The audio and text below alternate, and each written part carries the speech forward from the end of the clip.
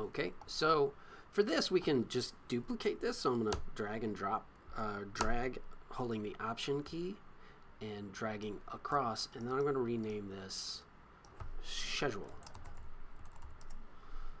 Okay, cool.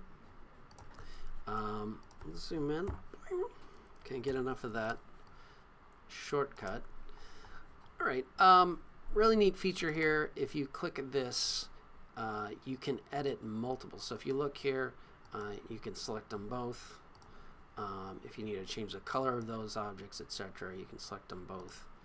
Not sure if you can change the text unilaterally. It's only 2, so. Okay, so I want to swap this icon. So I'm going to go here, grab my schedule icon,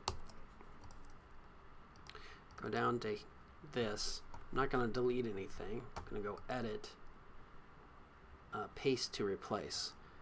Boink. All right, isn't that awesome? Edit, Paste to Replace.